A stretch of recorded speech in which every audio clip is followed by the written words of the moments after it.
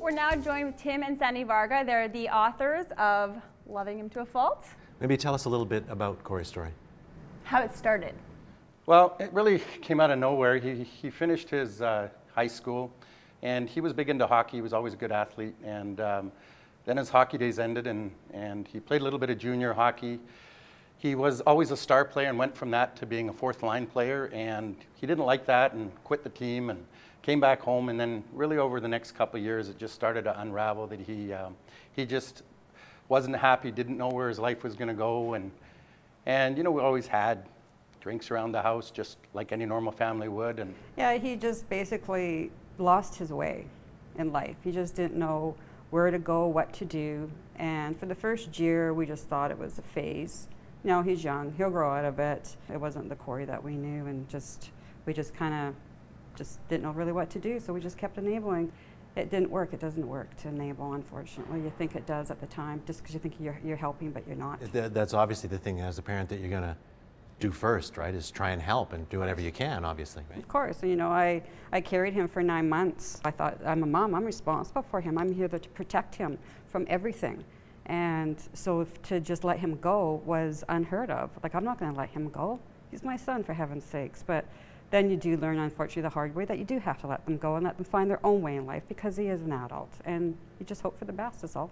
What was the worst thing that you guys did to enable him? Well, we got into situations where he no longer could live in our house. Like I say, police would be there. You know, our neighbors probably saw the police 5, 6, 7 times, and eventually moved him out. And Sandy said to me one time, "I'm never going to have my son live on the streets," and so we put him in a hotel room. All we did by putting him in the hotel room was give him a safe place to drink and mess himself up, and then phone us the last day swearing at us because we weren't going to let him stay in the hotel anymore. That's the enabling that you just can't do. I mean, he has been on the streets on 2 occasions. He's had to go to food banks, and we never even imagined that would happen to our son. It was just unimaginable. Coming through all of that, what was it that made you know that you had to put that down in a book and share it with people? Well, really, I decided one day walking the dog, as a matter of fact, I'd thought about it a few times because I thought, what happened? We're just a normal family. Why did this happen to us? And then after his 5th or 6th time in jail, he had spent 6 months there, and we thought, he's got to have gotten it by now. And within 2 days of him being out and trying to live on his own again, he was back to doing the same old thing. Then I decided it's time. And the title itself, Loving Him to a Fault, I read something one time that said that to help someone is to do something for someone that they're not able to do themselves, and enabling is doing something for someone that they could and should be doing themselves. Sandy came by my work one time after driving away from him outside some recovery house, and came to my work crying, saying, "Tim, he's not going to make it." And all I could say to myself was that, you know, we've said that before, and he's surviving through it all. So, but that's the toughest decision as a parent, and we are a loving family. We always have been. Trying to let go. Letting go is the hardest thing to do, but it's the only thing to do. As an addict, because that's the most important thing to them, we wanted him to get better more than he did, is that they will manipulate you and use you as a family person and have you enable them until you just can't anymore. Right, and it's not just alcohol we're talking about, it's prescription drugs as well. Let's go into that a little bit, because Tim, you mentioned on the phone with me how with prescription drugs, how easy it is for people to get prescriptions and the damage it's doing to your son. I think the best way to talk about that is a story that Corey actually told me. He had been taking them for a 1.5 years or so. What? And Ativan, lorazepam, sleeping pills, and antidepressants, not painkillers. And someone said something to me one day, a friend said, "Tim, he's not sick." And in other words, like, she had a son who she lost to prescription medicine, who had been in a bad motorcycle accident, was taking painkillers, became addicted to them, and eventually killed him. Well, in our case, our son really, there was no need to prescribe him all these pills. Different pills. Last summer, I pulled out pills that I'd taken from when Corey got kicked out of a place this past summer, and I found 8 pill bottles, 6 different prescriptions, all within a 40-day period. Wow. There is a thing called Pharmanet that all doctors and all pharmacies can look at when prescribing, and And it's ridiculous how they just keep giving him. And she said to me that he doesn't have a chance. This friend said to me, he just doesn't have a chance to kick his habit.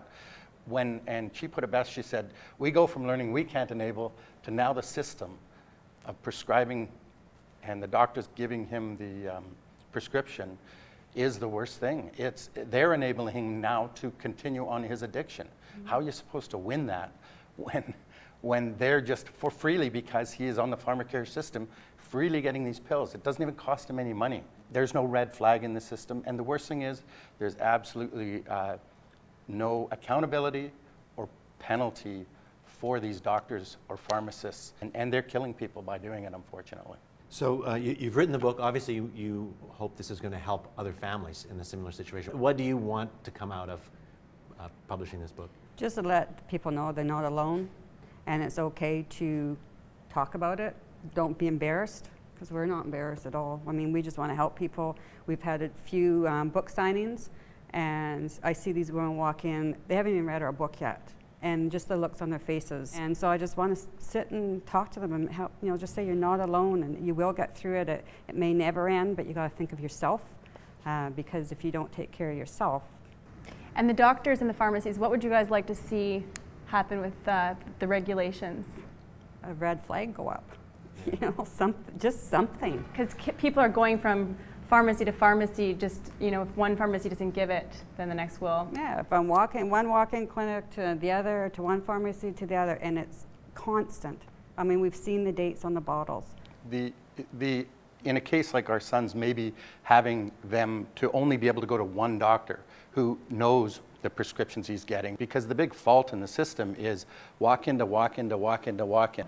The story he told me one time was that he went into one doctor, he got a prescription given to him, went into a pharmacy, the lady behind the counter looked at her boss and said, this is 3 weeks early, can we fill this? The head pharmacist said, nope, ripped it up. He went back to the same doctor.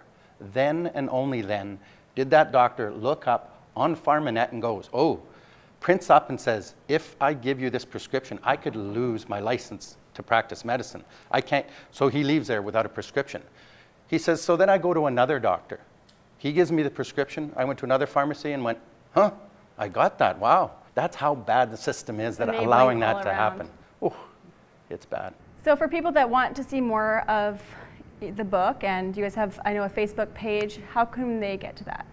Type in Loving Him to a Fault in Facebook, and it'll pull up. If you click like, you can share our story as it's really just starting to get out there. Thank you so much for coming in and sharing this with us, an important story that has to get out there. Thank you. Thanks for having us. Thank you. So thank you guys to everybody for helping make this happen. It's our first show. Part of the idea of this is to encourage people to come down here and be a part of telling the community story. So and including everybody. Yeah. So just making the Okanagan something where people, in Russia could be like, look what's happening in Okanagan, right? So we're going to be on Shaw and on YouTube, so make sure to like us. Facebook. Stay tuned. Maybe we'll have a giveaway. You can win one of these absolutely marvelous, hand-decorated I'd like mugs. to say my son did it because he's like 11 months old, but I can't even lie. So. I got schmutz on my fingers. I know. We'll do like war paint for our first thing. Yeah, maybe not. Okay, well, thank you everyone for watching, and thank you, Doug. Well, thank you. Good job. I like your necklace. Let's do it again.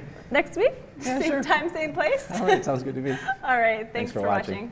You see, that was unison. That was cool. I know. It's like we're twins. We're kindred spirits.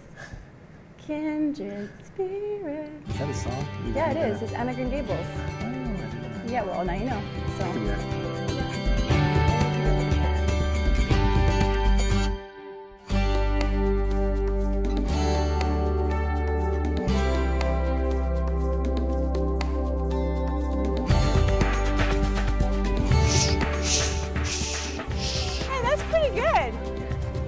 Actually highly impressive.